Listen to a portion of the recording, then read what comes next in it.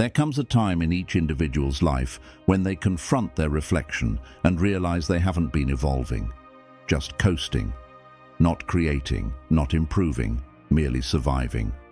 Days blend into weeks, months collapse into years, and suddenly we're chased by the unbearable weight of time lost. The ancient Stoics cautioned us about this exact trap more than 2 millennia ago, when Seneca said, "You behave like mortals in what you fear, and like immortals in what you crave." That insight wounds because it unveils a stark contradiction in how we live. We're intimidated by minor obstacles, a tense conversation, a demanding workout, the challenge of learning. Yet we behave as though infinite tomorrows await us to pursue our most meaningful goals. We obsess over minor worries while ignoring the major changes that would actually reshape our lives. Time isn't ripped from us. It's not taken away by others. It's freely handed over, minute by minute, action by action, until we awaken, disoriented, wondering what became of our life. The Roman thinker Seneca, who grasped the nature of human procrastination better than nearly anyone, recognized that most people don't actually live. They delay life. They stay in constant preparation, endlessly getting ready to begin, always on the edge of starting. My friend, it's not laziness that destroys human potential. It's postponement, that deceitful voice whispering, "Later. You'll start taking your health seriously tomorrow. You'll build that company tomorrow. You'll have the hard talk tomorrow. You'll begin investing in your future self tomorrow." But tomorrow is the most dangerous illusion we believe, promising everything but delivering nothing. This pattern of hesitation is the reason so many die with, as Oliver Wendell Holmes wrote, their music still trapped within them. Their unrealized ambitions, unwritten stories, unfounded companies, unlived aspirations. The Stoics embraced a vastly different code. They championed urgency linked to mindfulness, deliberate progress over spontaneous breakthroughs. They knew the space between who we are and who we could be closes only through steady, disciplined action. Marcus Aurelius, the strongest man in the known world, scribbled in his private writings, "When the sun rises and you resist waking, remind yourself, your duty is to act as a human." He didn't say emperor. He didn't say ruler. He said human. Because he understood our chief mission isn't chasing status, money, or praise. It's fulfilling our unique potential and becoming all we're capable of. Look around. Many have stopped evolving, spiritually, mentally, emotionally, and financially. They've drifted into comfortable passivity. They move through routines without intention, consume without purpose, and mistake existence for life. They've stopped contending for their own possibility. But this message isn't for the satisfied. It's for those who still feel that quiet fire in their chest, the fierce whisper that insists, "I was made for something more." If that blaze still burns in you, it's time to quit negotiating with your potential and begin shaping the future you were meant to live. I'm not here to hand you fleeting motivation that evaporates next week. I'm offering you a strategic alarm clock built on timeless wisdom that has transformed lives for centuries. Because here's the brutal truth. If you keep living passively, trusting there's always another tomorrow, blaming what's outside for what's inside, waiting for a perfect moment that never arrives, you'll eventually reach the end of life carrying a soul full of what-ifs. And regret, as the Stoics taught, is the heaviest weight a person can bear. Epictetus, once a literal slave who rose to global influence as a teacher, asked the question that should haunt anyone putting off their own greatness. How much longer will you wait before expecting excellence from yourself? Answer it truthfully. Haven't you delayed enough?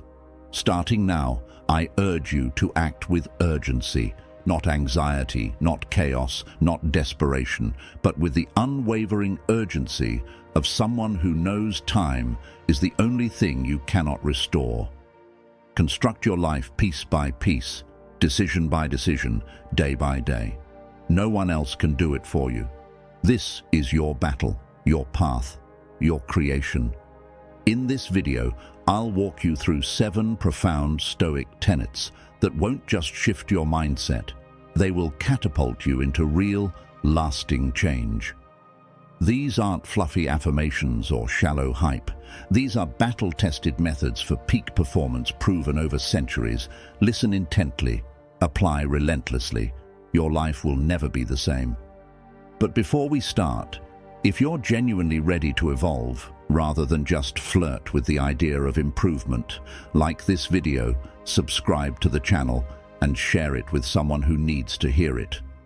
Your participation tells me you're ready to move from knowing to doing. If this speaks to your spirit, post it in the comments. No more delay. I build my life now. Principle 1. Don't bargain with your own procrastination. The first foundational rule for building a powerful existence seems simple, yet it's one of the hardest to fully master. You must completely eliminate the inner dialogue that excuses your weakness. You must put an end to the tiring mental arguments that happen each day between the version of you that currently exists and the one you know you're capable of becoming.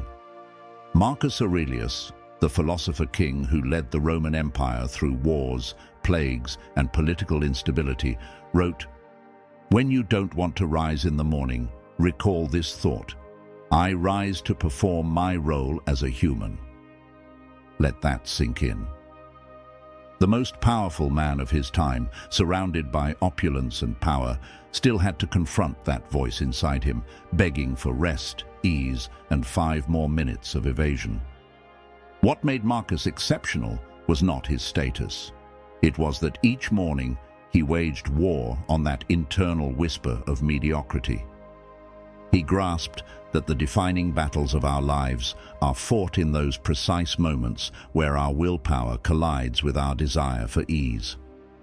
That same mindset is essential if you intend to construct something meaningful, because nothing sabotages potential faster than repeatedly negotiating with your inner laziness.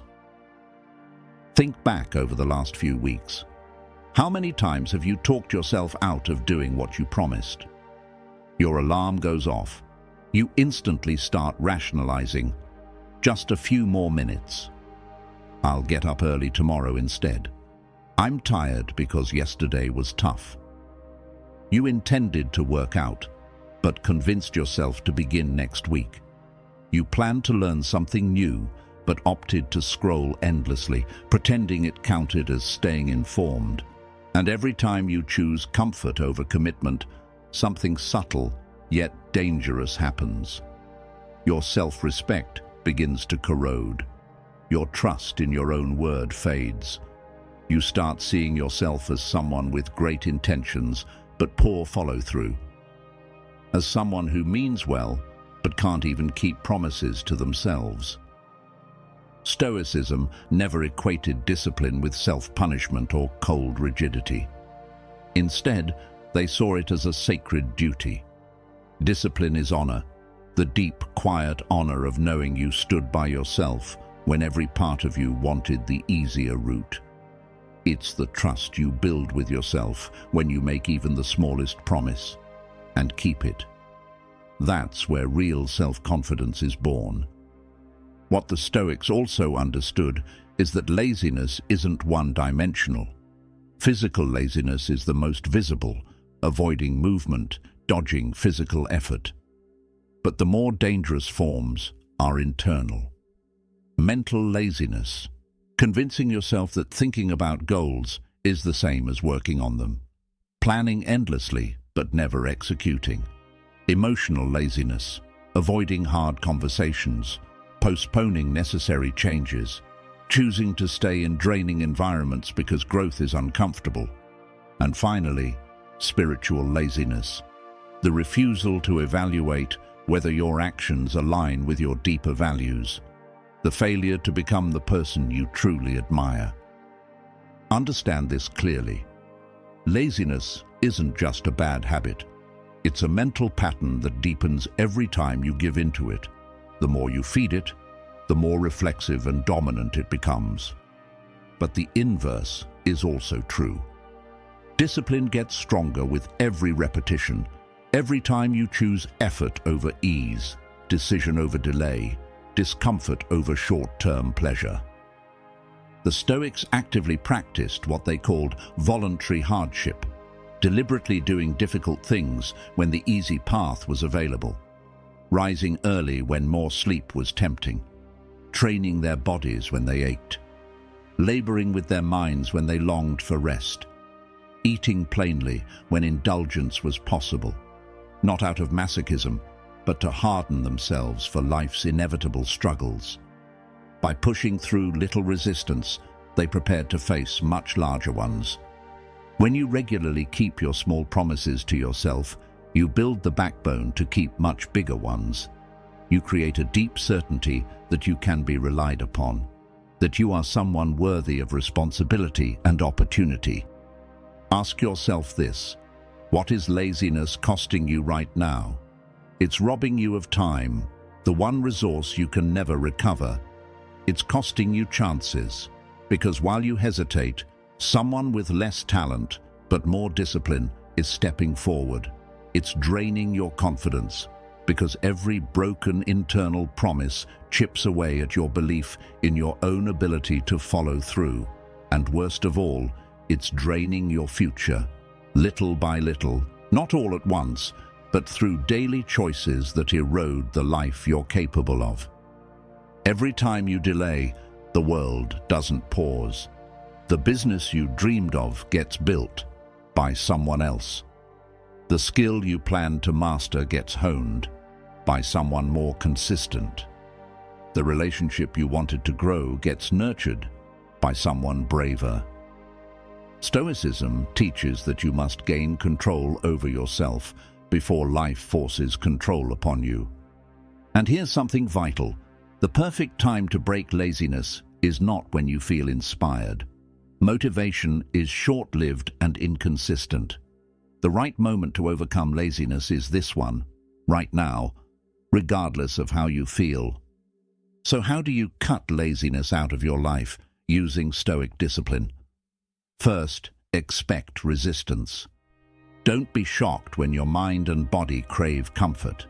That resistance is normal. Everyone faces it. Even Marcus Aurelius fought it.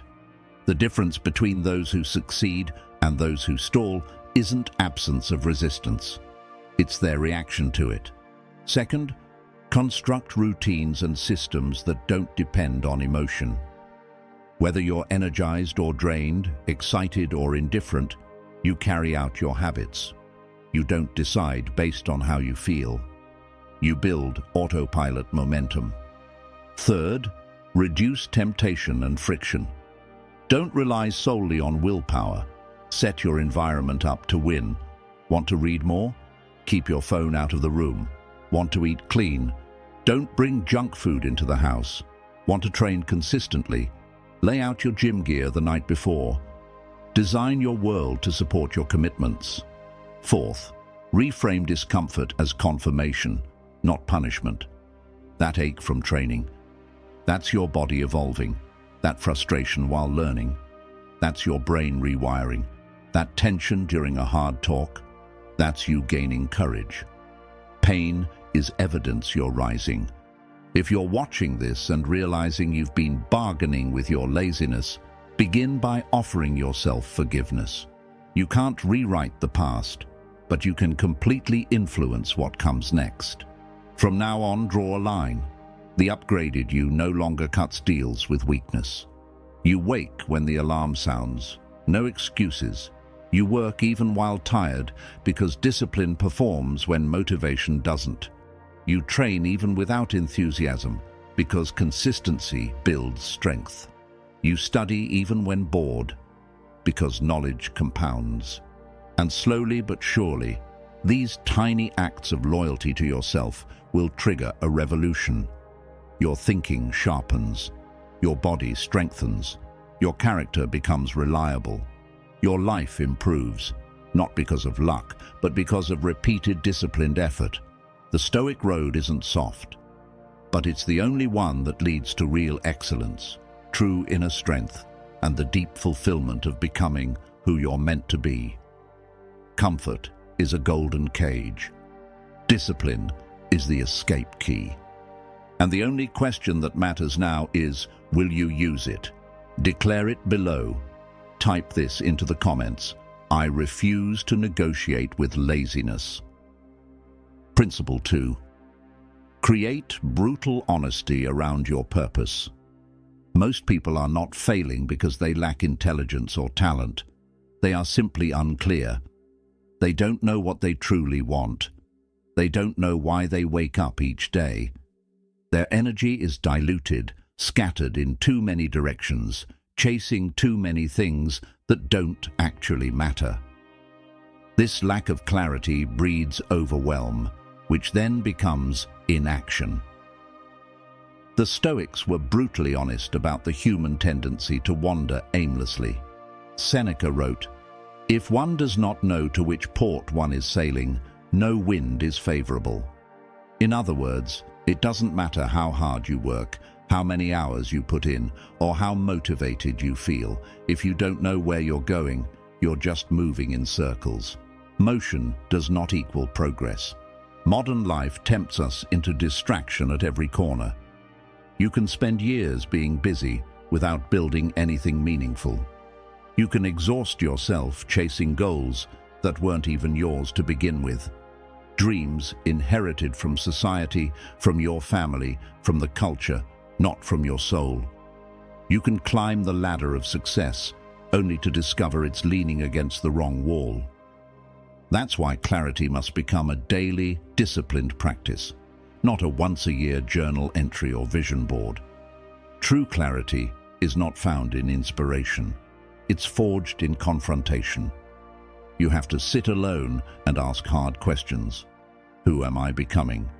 What do I value above all else? Where is my time going?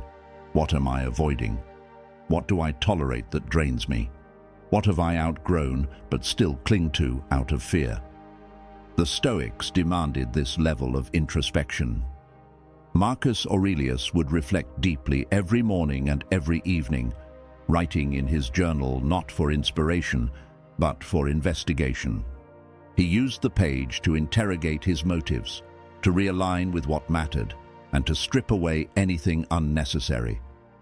The problem is, most people won't do this work. They don't want to look at their life too closely because they're afraid of what they'll find. So they stay vague, and vague people live vague lives. But those who dare to look clearly without flinching gain an extraordinary advantage: power. Because once you're clear, decision-making becomes effortless. Distractions lose their grip. Your time becomes sacred. You stop entertaining nonsense. You move with intent. Clarity gives your discipline direction. It gives your energy a home. It prevents you from becoming one of those people who are always working hard but never getting anywhere. People who burn out chasing every shiny object, starting and quitting 100 projects because they never stop to define what success actually means to them. Let's make this real. Ask yourself right now, what do I truly want my life to stand for? Not what would impress others, not what sounds nice on a resume. What matters to you? What are your non-negotiables? The lines you won't cross, the values you won't trade. What kind of relationships do you want to cultivate? What kind of legacy do you want to leave? What kind of mind, body, and spirit do you want to walk the world with? If you can't answer those questions, you will live by default, not by design. You will become reactive instead of proactive. And here's the hard truth. If you don't design your own life, someone else will design it for you, and they won't have your best interest in mind. That's how people become pawns in someone else's vision. Clarity isn't just about having a 5-year plan. It's about knowing what to say no to today. It's about filtering your daily actions through the lens of your highest aims. It's not about being rigid. It's about being aligned. Aligned people are peaceful, not because their life is easy, but because they know what to ignore. The Stoics taught that a life well lived is one that is guided by wisdom and reflection. Epictetus advised that we should always ask ourselves, is this essential, before we act? That question alone can remove 80% of the clutter in your mind and schedule. Because most of what we stress about is not essential. Most of what we consume, chase, and worry about is noise. The opposite of clarity is chaos. It's waking up with no plan. It's checking your phone before your thoughts. It's starting the day reacting instead of directing. Clarity flips that. It puts you in the driver's seat. It makes your goals real. It transforms your energy from scattered to focused, from tired to precise. So how do you build ruthless clarity, the kind that changes your life? Start by defining your destination.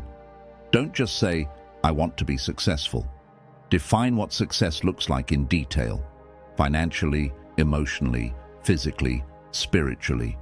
What does a powerful life look like to you? Describe it vividly. Because what the mind can picture, the body can pursue. Next, reverse engineer the path. What would someone living that life do each day? What habits would they follow? What distractions would they avoid? What time would they wake up? Who would they associate with? What would they consume? Now compare that to how you're living today. Any gap between that version and your current one is your homework. Then, cut the noise. Delete the apps. Say no to the events that don't align. End the relationships that drain your clarity. Stop giving your attention to people who don't respect your energy. Simplify your world so you can amplify your results. Finally, review daily. Clarity isn't a one-time event. It's a maintenance ritual. Each night, ask yourself, did my actions align with my vision? What did I tolerate that I shouldn't have? What small step can I take tomorrow to close the gap? This is how you recalibrate and stay locked in. Remember, the world rewards those who know what they're about. People follow those with vision. They trust those with purpose. The Stoics didn't become immortalized because they were loud. They became immortalized because they lived with extraordinary intention. Clarity is your competitive advantage. In a world addicted to distraction, your ability to focus will set you free. Clarity is freedom. Direction is strength. Post this below if you're ready to live with precision. I live with ruthless clarity. Principle 3. Discipline your emotional boundaries. One of the highest forms of power isn't control over others. It's control over your reactions, the ability to pause before responding, the strength to feel emotion without being dominated by it, the inner distance between what happens and what you choose to do next. This is where emotional freedom begins. In the modern world, outrage is the norm. Offense is currency. Everyone's ready to explode, respond, cancel, or condemn. But the Stoics knew this was weakness wearing the mask of righteousness. True strength, they taught, is found in stillness, not in noise. Epictetus taught, it's not things that disturb us, but our judgments about them. That idea should shake you, because it means nobody and nothing has the power to make you angry, upset, jealous, or ashamed, unless you allow it. It means you've been surrendering your peace to things you could have ignored. It means your triggers are teachers. This is what separates the Stoic from the reactive. The average person is pulled by every mood, hijacked by every opinion, provoked by every petty inconvenience. They spiral into emotional drama over things they can't control. The Stoic, in contrast, observes. They notice the feeling rise, but they do not become the feeling. They allow the sensation, but they choose the response. Emotional distance is not coldness. It is not detachment from reality. It is detachment from irrationality. It is clarity in the storm. It is choosing to respond with virtue instead of reacting from ego. And in that moment of pause, a world of power opens up. Let's break this down. When someone insults you, your immediate reaction might be to snap back, defend yourself, escalate. But what if you paused? What if you realized the insult said more about them than you? What if you chose to remain centered, unmoved? That's strength. Not because you didn't feel it, but because you weren't controlled by it. When plans fall apart, the weak crumble. They shout, panic, blame, complain. The strong adapt. They adjust with grace. They don't deny their feelings, but they don't drown in them either. They sit with discomfort and ask, what can I control? What lesson is hidden here? This is how Stoicism trains you, not to suppress emotion, but to step back from it, to insert a sacred gap between stimulus and response. That's where self-mastery lives. That's where wisdom resides. That's where peace is born. Not in the absence of hardship, but in the presence of composure. We've been conditioned to think that reacting quickly is a sign of sharpness. It's not. It's a sign of conditioning. It means you're on autopilot, that you've handed your power to outside forces. But emotional distance is a reset button. It's what allows you to live on your terms, not your impulses. Let's make this practical. The next time you feel anger rise, don't suppress it, but don't act on it either. Acknowledge it silently. Breathe. Ask yourself, what is this emotion trying to teach me? Is this worth my energy? What outcome do I want? In doing this, you reclaim choice. The next time someone disappoints you, don't rush to judgment. Reflect. Did they really betray you? Or did you place expectations they never agreed to? Did they fail you? Or did you attach your happiness to their behavior? When you feel envy, don't shame yourself, but investigate. Is their success threatening you or exposing where you've been avoiding your own growth? Emotional distance gives you room to reflect instead of react. And in that reflection, you transform the emotion into insight.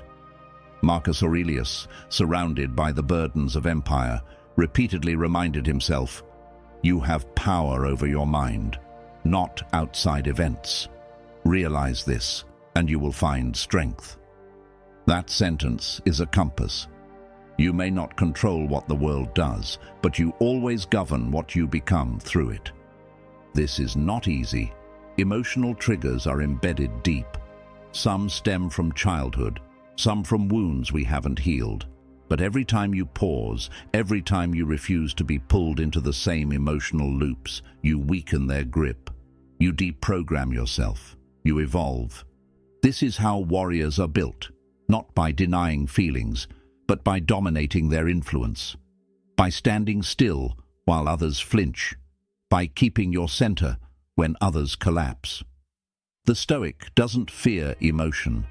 They respect it and put it in its proper place. Here's your challenge. Practice responding slowly. Practice holding silence instead of speaking too soon. Practice walking away from emotional bait. Practice choosing calm over chaos. Make it a ritual. Pause. Breathe. Choose. This is your armor. Over time, you'll notice a shift. People will sense your stability. Chaos will lose its hold. Insults will bounce off. You'll stop being pulled into every argument, every drama, every fear spiral. You'll become someone others trust, not just because you're wise, but because you're calm when it counts. And more than anything, you'll trust yourself. Because you'll know you are no longer at the mercy of emotion. You lead it. You guide it. You use it. but it no longer uses you. Declare this below. Make it your code. I control my emotions. They do not control me. Principle 4. Embrace total responsibility. There's a truth that hits hard when you finally accept it. No one is coming to save you. Not your boss, not your parents, not your partner, not the government, not luck, not some magical twist of fate. Your life is yours, and the sooner you claim full responsibility for it, the sooner you'll gain power. Most people never do this. They live in a state of quiet blame. They point fingers. They rationalize. They craft clever justifications for why they're stuck, broke, lost, or unfulfilled. They'll say, I didn't get the right start, or the economy is against me, or people just don't understand me. It sounds reasonable, but it's poison. The Stoics never tolerated this mindset. They believed that the highest form of strength was ownership. Not in the sense of owning possessions, but in owning your role in everything you experience. Epictetus taught that we cannot control what happens, but we are always in command of how we respond. And our response is what shapes our reality. This principle isn't about guilt, it's about authority. It's about reclaiming the part of your life that you've outsourced. Every time you blame someone else, you give them control.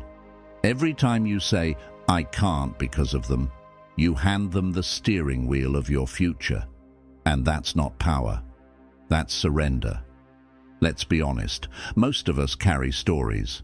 Stories that protect us from pain. Stories like, I would have been successful if I had more support. I could be confident if people believed in me. I'd be in shape if I wasn't so busy.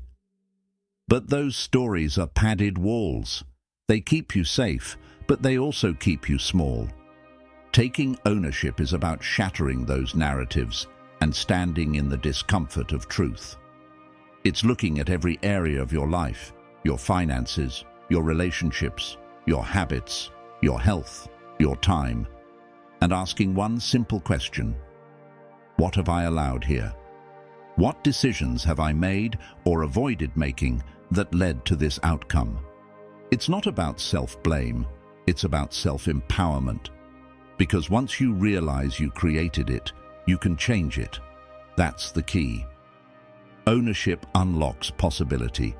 It transforms you from a victim of circumstances to a creator of direction. Imagine two people facing the same setback. One says, why is this happening to me? The other says, what can I learn from this? One waits, the other moves. One complains, the other adjusts. The one who owns the moment will always outgrow the one who resists it. This is why Marcus Aurelius, despite being emperor, never used his status as an excuse. He wrote, you have the power to strip away many unnecessary troubles. They lie entirely in your judgment. That means your suffering is often not in the situation, it's in how you interpret the situation. So ask yourself, where in your life are you waiting instead of acting? Where are you hoping for rescue instead of building a response? Where are you silently blaming instead of actively changing? Because here's the truth. No one owes you a great life, but you owe it to yourself to become someone who creates one. No one is required to believe in you, but you must become the type of person who moves forward without applause. No one is obligated to fix your past, but you can build a future that redeems it. Ownership doesn't mean you won't stumble. It doesn't mean you won't be wrong. It means when you fall, you own it. When you miss, you own it. When you lash out, hide, overthink, or avoid, it means you admit it, correct it, and grow from it. This is how you build unshakable self-respect, not by perfection, but by integrity. The person who owns their flaws becomes unstoppable, because no one can use your mistakes against you when you've already claimed them. No one can weaponize your past when you've turned it into fuel. Here's the practical shift.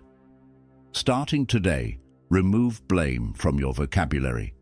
Every complaint you feel rising, turn it into a question. What can I do about this? Every time you want to point fingers, point the thumb. Not because you're at fault, but because you're capable. Turn frustration into action.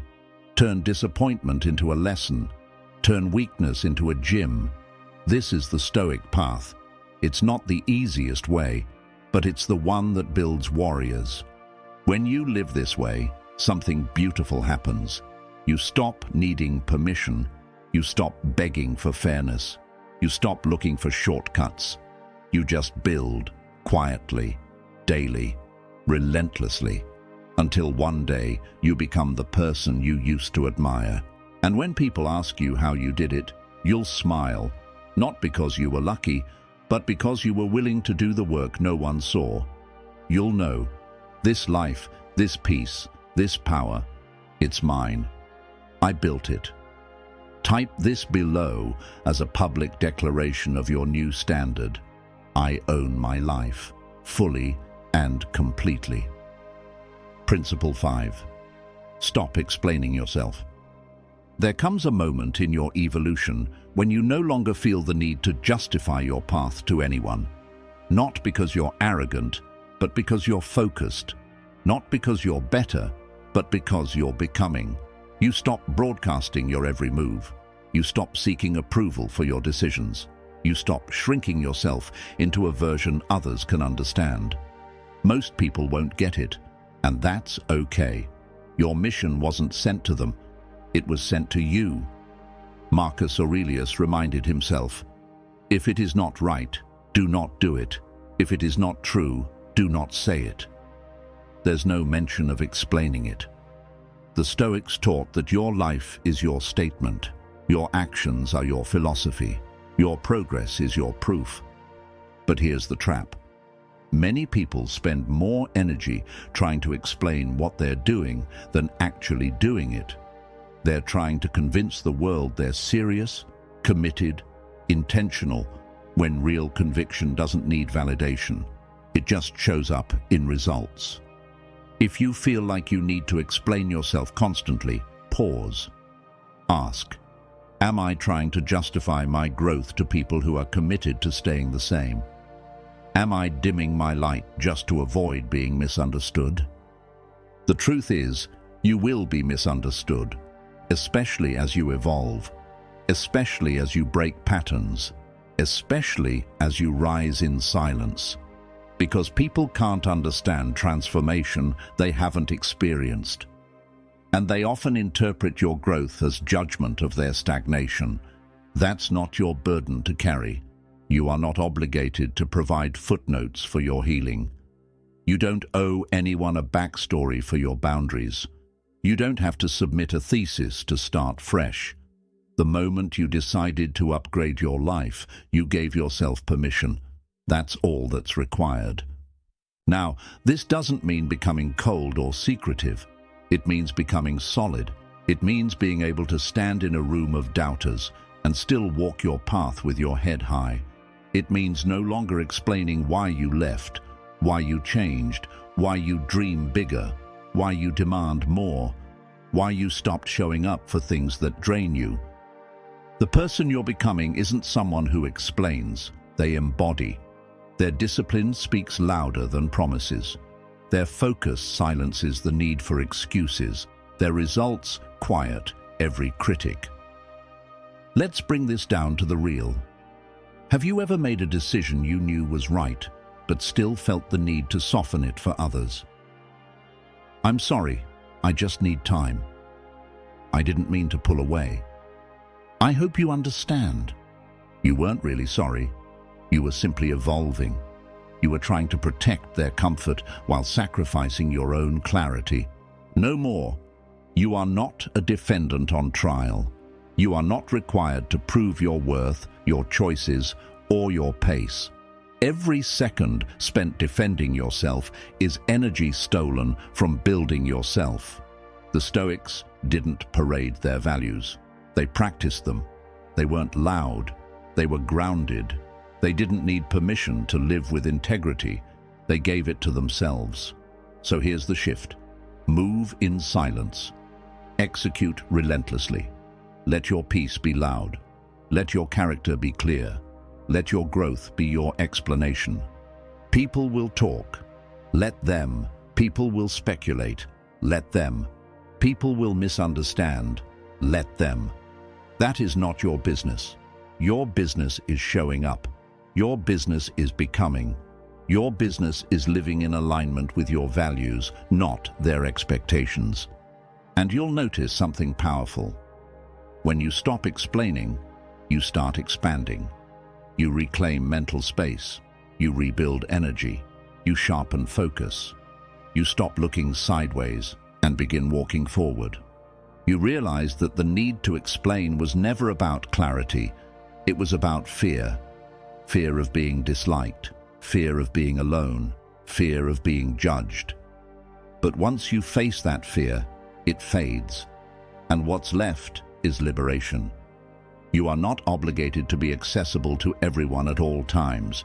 You are not required to dilute your intensity. You are allowed to outgrow, to evolve, to elevate, and to do it without warning. Make this your new standard. I owe no explanations. I live in alignment. Principle 6. Reinforce your discipline every day. Discipline isn't a one-time achievement. It's not something you master once and keep forever. It's a muscle. And like any muscle, if you don't train it consistently, it weakens. If you skip the reps, it fades. If you rely on yesterday's strength, you'll fall short today. That's why the disciplined person doesn't celebrate once and coast. They wake up and build it again, and again, and again. Not because they're obsessed, but because they understand something the undisciplined never will. Consistency is freedom. Let's clear something up. Discipline doesn't mean grinding every second. It doesn't mean punishing yourself. It means doing what needs to be done, even when it's uncomfortable. It means honoring the promise you made to yourself, especially when no one's watching. The Stoics lived this principle. They didn't have access to apps, alarms, or habit trackers. What they had was inner accountability. They knew that the path to a virtuous life was paved with repeated action. Not lofty speeches, not intense spurts, but small, consistent effort. Seneca wrote, "While we teach, we learn." The same applies to discipline. While we practice, we reinforce. While we show up, we grow stronger. Each repetition builds identity.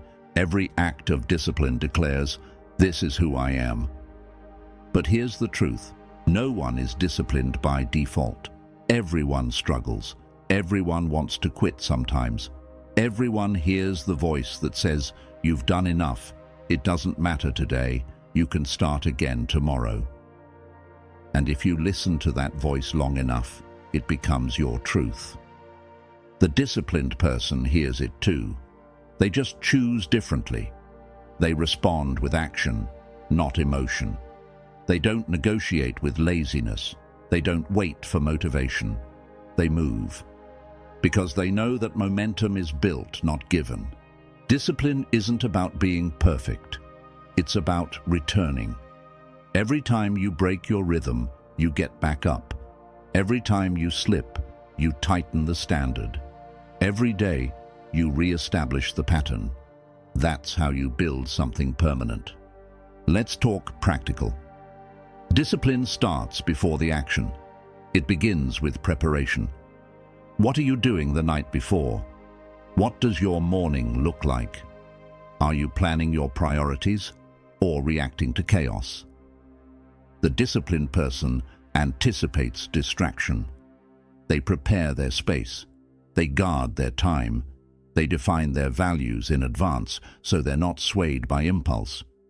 They understand that willpower is limited, but systems are sustainable. You don't build discipline through big, dramatic changes. You build it by showing up at the same time every morning, by finishing what you start, by pushing for one more rep, one more minute, one more page, when quitting would be easier. Over time, those tiny victories stack up. They become your standard. You begin to crave the feeling of following through. You no longer need hype. You don't need applause. You trust yourself. And that trust becomes your power. This is what separates the committed from the curious. The curious dabble. They show up when it's convenient. The committed don't ask if, they do. They don't wait for alignment. They act their way into it. Discipline is a daily vote for your future. And every time you show up, you cast that vote. Every time you choose discomfort over delay, order over chaos, principle over pleasure, you affirm your identity. Don't confuse rest with weakness. Rest is strategic. The disciplined rest so they can return stronger. But they never quit. They never use fatigue as a crutch. They recover, then resume. And here's the beauty of it all. You don't need to feel like it. You just need to begin. Because the act of starting builds the desire to continue. The motion fuels the mindset. The doing creates the drive. Say this now and mean it. I rebuild my discipline every single day. Principle 7. Release what's beyond your control. One of the greatest acts of power is release. Not the loud kind, not dramatic, but silent, subtle, intentional. It's the quiet decision to stop wrestling with what's beyond you, to stop draining yourself trying to fix what was never in your hands to begin with. Most suffering doesn't come from reality. It comes from resistance, from holding on too tightly to outcomes, to expectations, to stories about how things should go. The Stoics saw this clearly. Epictetus taught, "Some things are up to us, and some things are not." And true peace begins with knowing the difference. You can't control the weather, the traffic, the market, the timing, other people's opinions, reactions, beliefs, or betrayals. You can't force someone to grow. You can't undo what's done. You can't speed up what takes time. But you can control your effort, your attitude, your character, your focus, your interpretation, your next step. And that is where your power lives, not in the chaos, but in the response. Yet most people live inverted. They obsess over what they can't command and neglect what they can. They replay conversations, chase approval, spiral in worry, cling to timelines, and confuse control with care. But control is a myth. What you really want is influence, and influence begins with presence. Letting go doesn't mean you stop caring. It means you care precisely where it counts. It's not indifference, it's clarity. It's recognizing that your energy is sacred and not every fire deserves your fuel. Think about it. How much time have you spent arguing in your mind with someone who isn't even in the room? How many hours lost trying to craft the perfect outcome, only to be derailed by something completely outside your control? Now imagine reclaiming that energy, redirecting it into what actually moves the needle: your habits, your mindset, your preparation, your purpose. That's what Stoicism invites you to do, not to detach from life, but to engage with it wisely. Marcus Aurelius wrote, "You have power over your mind, not outside events. Realize this, and you will find strength." That's not just poetic, it's practical. It's a strategy for sanity in a world you can't predict. When things don't go your way, pause, breathe, ask, "Is this within my command?" If yes, act. If no, accept. That's the pivot. That's the mastery. Not trying to bend life to your will, but learning to bend with it without breaking. This doesn't mean giving up.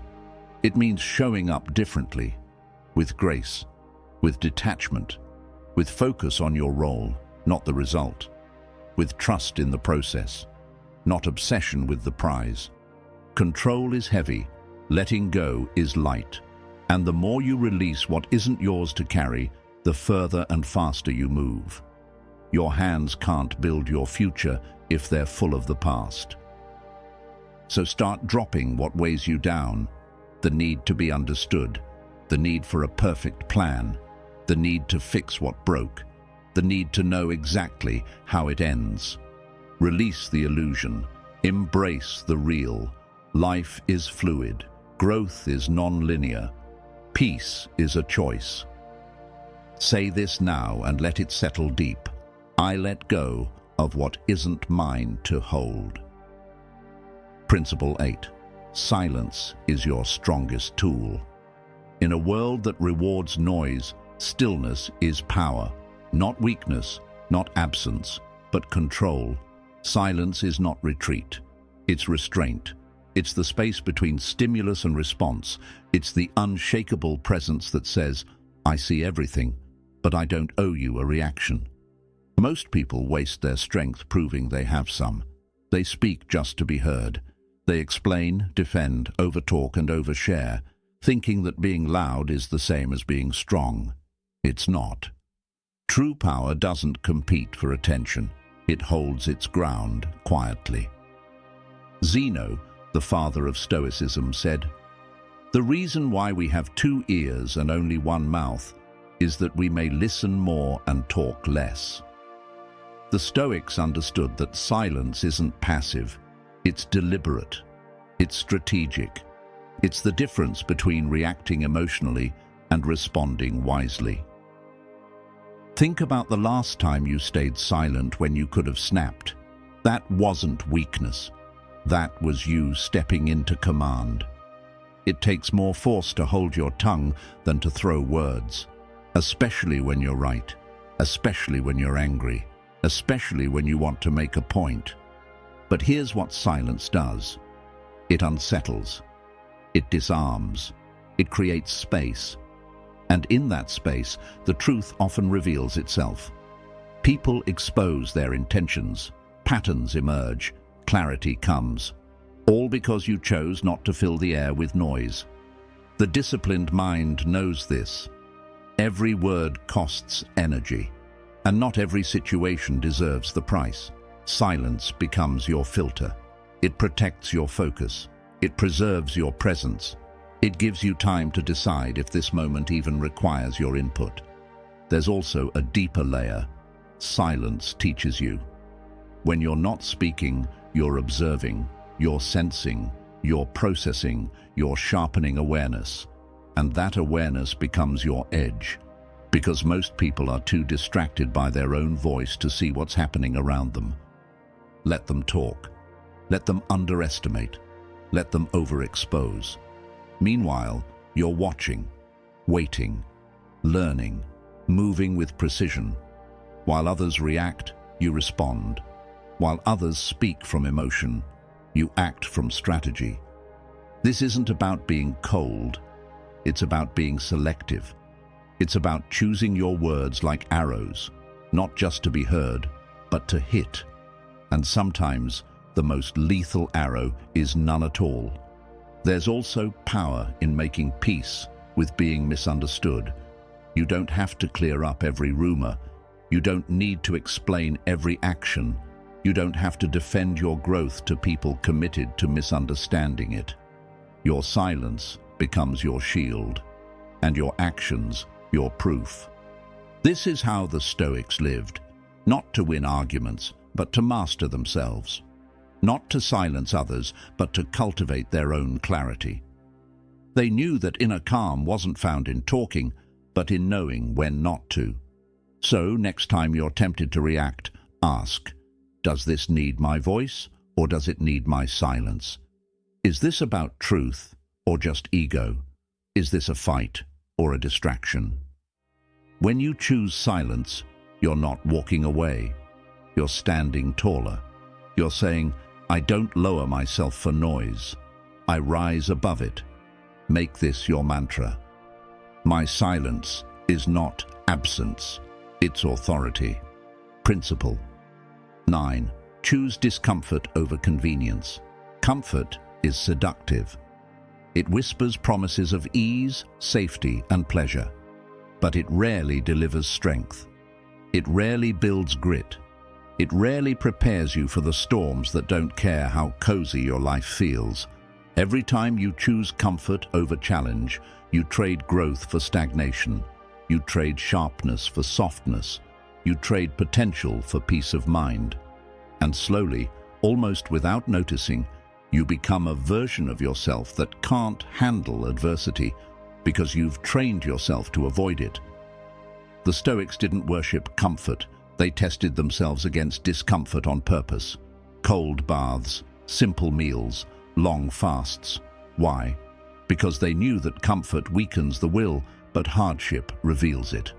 Seneca advised, "Set aside a certain number of days, during which you shall be content with the scantiest and cheapest fare, with coarse and rough dress, saying to yourself, 'Is this the condition that I feared?'" It wasn't about suffering. It was about building proof. Proof that you can endure, that you can function, that your worth is not tied to luxury. Here's the truth. You cannot grow inside your comfort zone. You must step beyond it, into discomfort, into effort, into environments that stretch, humble, and sharpen you. Not because you enjoy the pain, but because you've chosen the path of becoming. Growth demands sacrifice, discipline, delayed gratification, early mornings, repetition, risk, and none of these things exist in comfort. Comfort says, stay. Growth says, go. Comfort says, you've done enough. Growth says, there's more in you. And here's what's even more dangerous about comfort. It's addicting. It makes you soft, then tells you softness is self-love. It dulls your instincts, then convinces you instinct doesn't matter. It promises peace, then leaves you unprepared for reality. Real peace isn't found in a soft life. It's found in a strong one. One that can face pressure, rejection, setbacks, and change, and remain grounded. That kind of peace only comes through challenge, through friction, through earned resilience. You don't have to reject all pleasure, but you must reject dependency. You must train yourself to be okay without the things most people think are essential. You must be dangerous without being hostile, unshakable without being numb. Let's go practical. Stop chasing convenience.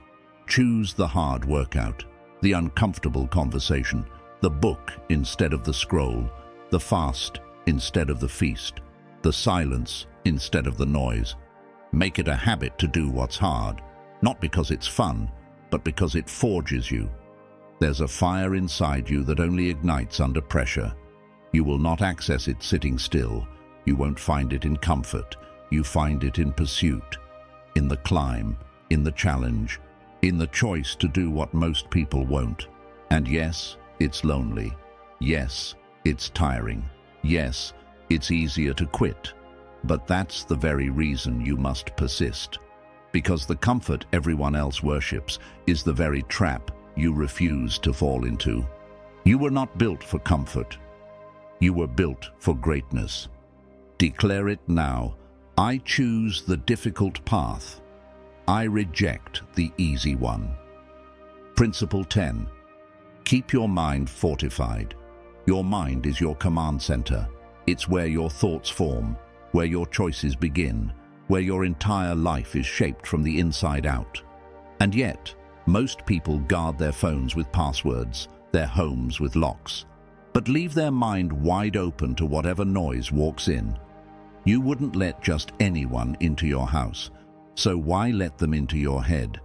Every day, your mind is under siege.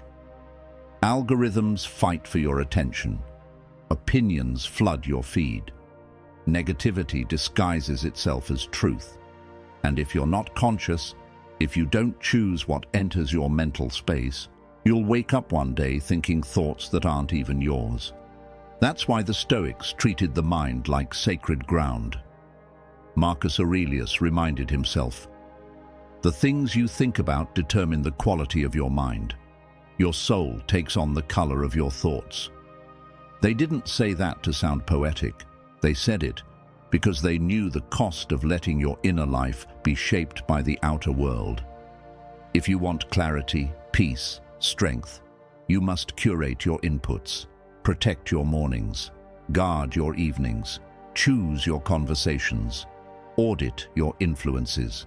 Train your mind like a warrior sharpens his blade, deliberately, consistently, and without apology.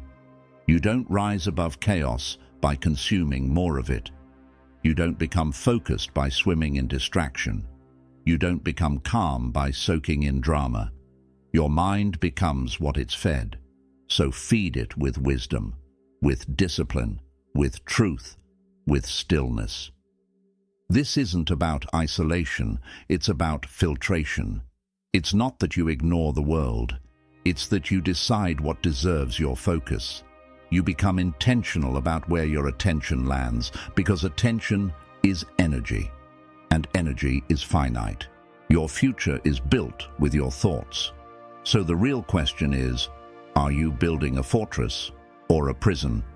If your mind is filled with fear, judgment, envy, comparison, anger, and noise, don't expect peace. But if it's grounded in purpose, order, principle, and awareness, strength becomes your default. Here's how you protect your mind. You take time to be alone. You read instead of scroll. You move your body to move your mood. You speak to yourself like you would a friend you respect. You catch the lie before it becomes a belief. You choose to respond, not react. And you stay vigilant. Because negativity is subtle, it doesn't always shout. Sometimes it whispers. Sometimes it sounds like reason. But the disciplined mind recognizes the difference between wisdom and worry, and cuts off the intruder before it settles in. This is your final defense, not against the world, but against the weakening of your own spirit. The strong mind isn't born, it's built. Built in silence, built in struggle, built in the choice to control your narrative before the world writes it for you. Repeat this now. My mind is mine. I choose what stays. I protect what matters. Final declaration. You've walked through 10 disciplines, 10 ancient truths reimagined for modern strength. Not flashy, not trending, but eternal, quiet, unshakable. These are not hacks. These are habits, not comfort zone quotes, but cornerstones for a life of principle. If you've made it this far, it means you're not interested in merely surviving. You're here to live with power, with clarity, with intention, with honor. The world will offer you 1,000 escapes. It will tempt you to shrink, to numb, to chase approval, to seek shortcuts. But these 10 truths are your reminder. You don't need more noise. You need more self-command. You don't need permission. You need purpose. You don't need applause. You need alignment. Every single principle you've absorbed here is a tool, an anchor in the storm, a compass in chaos, a mirror when you forget who you are. Use them daily. Say them aloud. Write them down. Etch them into your routine, your actions, your thoughts. Because transformation doesn't happen in a moment. It happens in repetition, through small decisions made over and over, until you become someone you don't recognize in the best possible way. Let this become your declaration. I am no longer driven by emotion, noise, or the world's pace. I move by reason, by discipline, by principle, by truth. I honor silence. I choose discomfort. I guard my thoughts. I no longer explain who I am. I embody it. And when the world tries to distract you, shake you, rush you, or define you, return to these 10. They are not just rules. They are your edge, your protection, your code.